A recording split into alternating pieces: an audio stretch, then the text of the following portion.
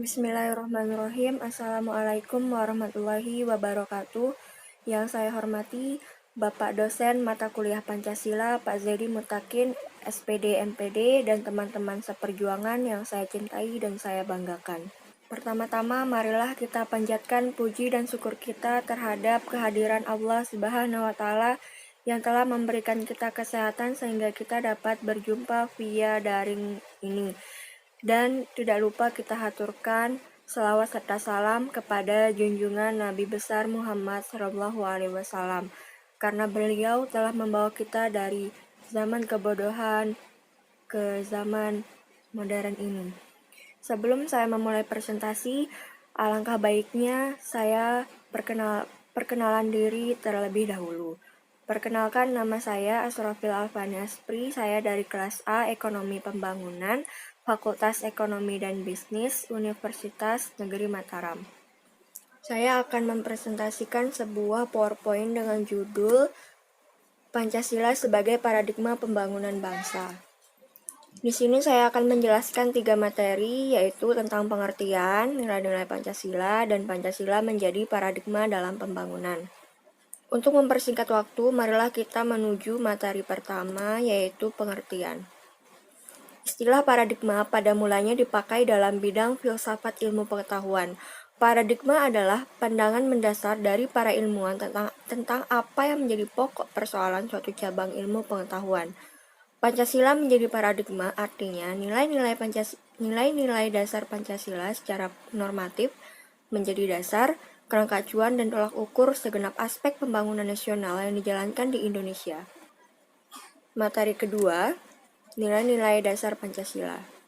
Nilai-nilai dasar Pancasila itu dikembangkan atas dasar hakikat manusia. Hakikat manusia menuju Pancasila adalah makhluk monopluralis. Kodrat manusia yang monopluralis tersebut mempunyai ciri-ciri antara lain: 1. Susunan kodrat manusia terdiri atas jiwa dan raga. Yang kedua, sifat kodrat manusia sebagai individu sekaligus sosial. Yang ketiga, kedudukan kodrat manusia sebagai makhluk pribadi dan makhluk Tuhan. Berdasarkan itu, pembangunan nasional diarahkan sebagai upaya meningkatkan harkat dan martabat manusia yang meliputi aspek jiwa, pribadi, raga, sosial, dan aspek ketuhanan. Secara singkat, pembangunan nasional sebagai upaya peningkatan manusia secara totalitas. Materi ketiga, Pancasila menjadi paradigma dalam pembangunan. Pembangunan sosial harus mampu mengembangkan harkat dan martabat manusia secara keseluruhan. Oleh karena itu, pembangunan dilaksanakan di berbagai bidang yang mencakup seluruh aspek kehidupan manusia. Pembangunan meliputi bidang politik, ekonomi, sosial budaya, dan pertahanan keamanan. Pancasila menjadi paradigma dalam pembangunan politik, ekonomi, sosial budaya, dan pertahanan keamanan. Yang A. Pancasila sebagai paradigma pembangunan politik. Yang B. Pancasila sebagai paradigma pembangunan ekonomi. Yang C. Pancasila sebagai paradigma pembangunan sosial budaya. Yang D. Pancasila sebagai paradigma pembangunan hukum. Pembahasan nomor A. Pancasila sebagai paradigma pembangunan politik. Sistem politik Indonesia yang sesuai Pancasila sebagai paradigma adalah sistem politik demokratis, bukan otoriter. Berdasarkan hal itu, sistem politik Indonesia harus dikembangkan atas asas kerakyatan, yaitu sila keempat Pancasila. Pancasila bersifat sosial politik bangsa adalah cita-cita bersama yang ingin diwujudkan dengan menggunakan nilai-nilai dalam Pancasila, yaitu penerapan dan pelaksanaan keadilan sosial mencakup keadilan politik, budaya, agama, dan ekonomi dalam kehidupan sehari-hari. Yang kedua, mementingkan kepribadian rakyat atau demokrasi bila mana dalam pengambilan keputusan. Yang ketiga, melaksanakan keadilan sosial dan penentuan prioritas kerakyatan berdasarkan konsep mempertahankan persatuan. Yang keempat, dalam mencapai tujuan keadilan menggunakan pendekatan kemanusiaan yang adil dan beradab. Dan yang terakhir, dalam pencapaian tujuan keadilan menggunakan pendekatan kemanusiaan yang adil dan beradab. Di era globalisasi informasi seperti sekarang ini, implementasi tersebut perlu direkonstruksi ke dalam perwujudan masyarakat warga yang mencakup masyarakat tradisional, yaitu berbagai asal etnik, agama, dan golongan, masyarakat industrial, dan masyarakat purna industrial. Pembahasan nomor B, Pancasila sebagai paradigma pembangunan ekonomi. Sesuai dengan paradigma Pancasila dalam pembangunan ekonomi, maka sistem dan pembangunan ekonomi berpijak pada nilai moral daripada Pancasila.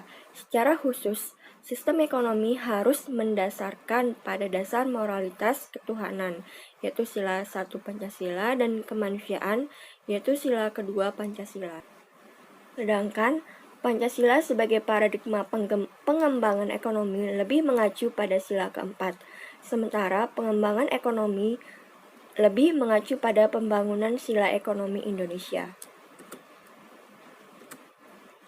Pembangunan ekonomi harus mampu menghindarkan diri dari bentuk-bentuk persaingan bebas, monopoli, dan bentuk lainnya yang hanya akan menimbulkan penindasan, ketidakadilan, penderitaan, dan kesengsaraan warga negara. Pembahasan nomor C, Pancasila sebagai paradigma pembangunan sosial budaya. Berdasarkan sila persatuan Indonesia, pembangunan sosial budaya dikembangkan atas dasar penghargaan terhadap nilai sosial dan budaya-budaya yang beragam di seluruh wilayah Nusantara menuju pada tercapainya rasa persatuan sebagai bangsa. Perlu ada pengakuan dan penghargaan terhadap budaya dan kehidupan sosial berbagai kelompok bangsa Indonesia sehingga mereka merasa dihargai dan diterima sebagai warga bangsa. Paradigma ini dapat mengatasi sistem perencanaan yang sentralistik dan hanya mengabaikan kemajemukan masyarakat dan keanekaragaman kebudayaan Indonesia. Pembahasan nomor D, Pancasila sebagai paradigma pembangunan hukum. Salah satu tujuan bernegara Indonesia adalah melindungi segenap bangsa Indonesia dan seluruh tumpah darah Indonesia.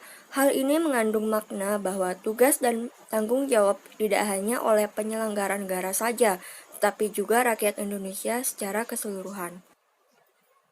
Sistem pembangunan pertahanan dan keamanan Indonesia disebut Sistem Pertahanan dan Keamanan Rakyat Semesta atau Sishankam-Rata. Sistem ini pada dasarnya sesuai dengan nilai-nilai Pancasila, di mana pemerintah dari rakyat atau individu memiliki hak dan kewajiban yang sama dalam masalah pertahanan negara dan bela negara. Pancasila sebagai paradigma pembangunan, pertahanan, dan keamanan telah diterima bangsa Indonesia sebagaimana tertuang dalam UU Nomor 3 Tahun 2002 tentang Pertahanan Negara. Dalam undang-undang tersebut dinyatakan bahwa pertahanan negara bertitik tolak pada falsafah dan pandangan hidup bangsa Indonesia untuk menjamin keutuhan dan tetap tegaknya negara kesatuan Republik Indonesia yang berdasarkan Pancasila dan Undang-Undang Dasar 1945. Sekian presentasi dari saya, kurang lebihnya saya mohon maaf. Wabillahi taufiq wal hidayah. Wassalamualaikum warahmatullahi wabarakatuh. Terima kasih.